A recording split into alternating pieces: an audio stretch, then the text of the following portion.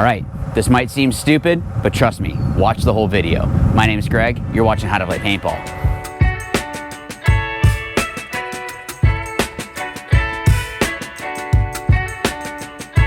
All right, so I wanted to talk about targets.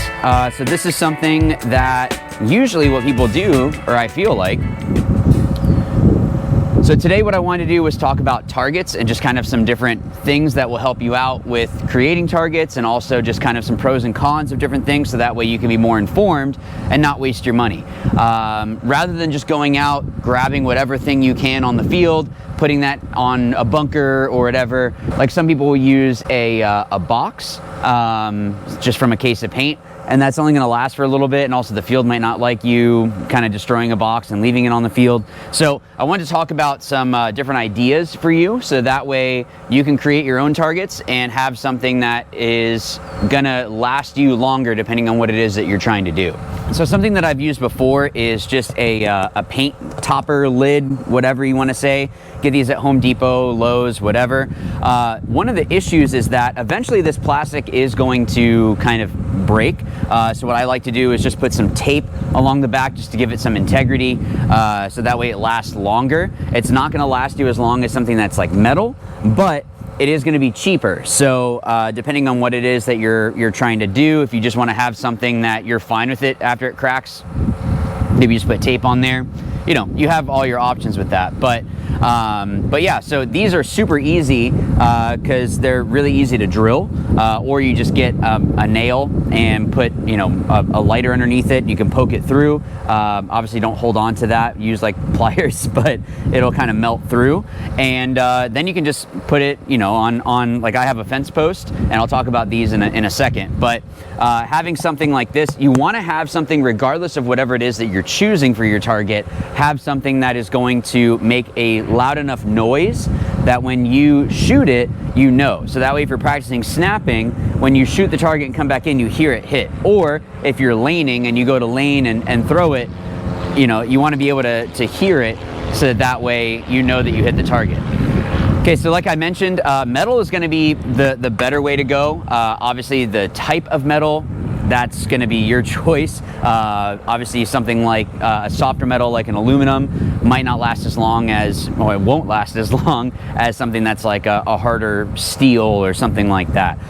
What these are is actually just the tops of paint cans. You can get these, I actually found these at, what was it, Lowe's? And they were easy to puncture a hole through and just drill through. These are something that when they get hit, you're going to be able to hear them very well. And what I did with this one was actually have 3 different heights. But what's good is that you're able to switch up your drills. You can change up exactly what it is that you're trying to do. You can have it where you challenge yourself. I have 2 different sizes, 3 tops in total, but also different heights. So that way you're able to challenge yourself on, okay, I'm going to try to shoot the top one and then the bottom one, or something like that.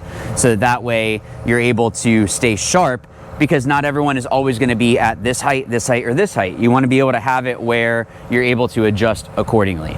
The other thing with that is you do want to have stuff that are different sizes. I'd recommend, if you're using something for laning, that it would be a little bit larger. Doesn't need to be, you know, super tiny like this, or, you know, even this might be a little bit tough.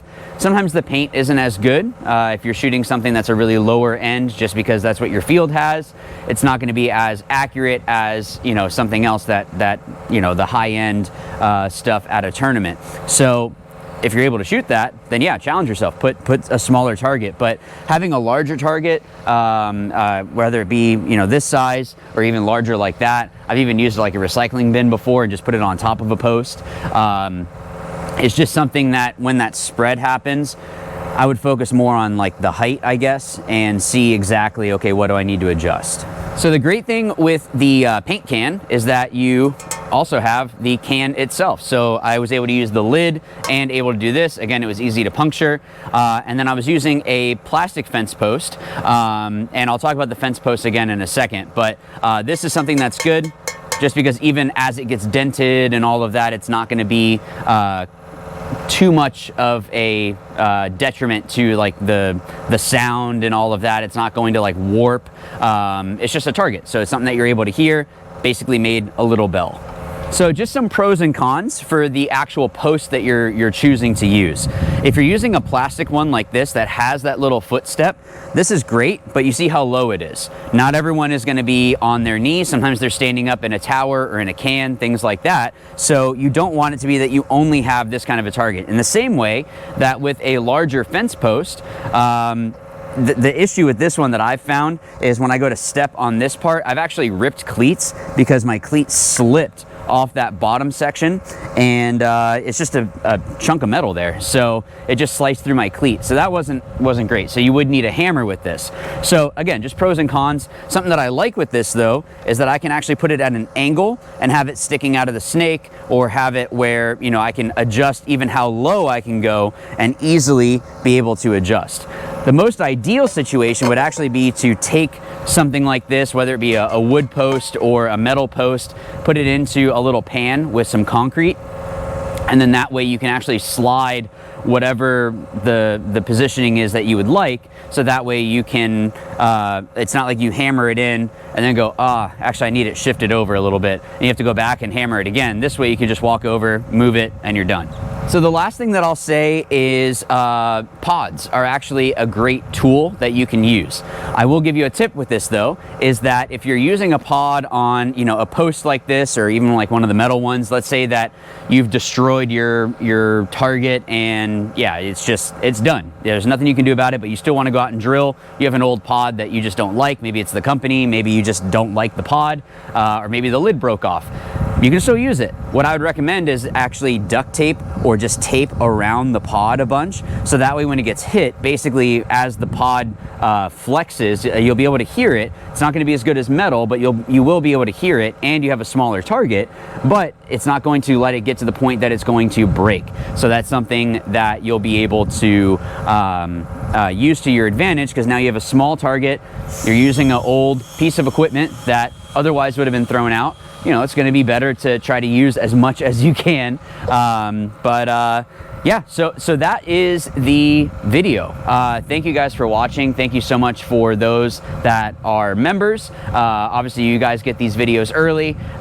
You also get extra entries whenever I do giveaways, things like that. But I did want to say to those that have not subscribed, please just subscribe. There's a lot of people that watch this and don't subscribe. I put videos up every single week. So make sure that you click the bell, that you subscribe, that you like, all that good stuff. And also check down in the description down below. I have a bunch of deals and just different things that you can look at there. So that way you can get the best deal for whatever gear it is that you're looking for. So thank you so much. And as always, remember, watch, learn, win. Thanks.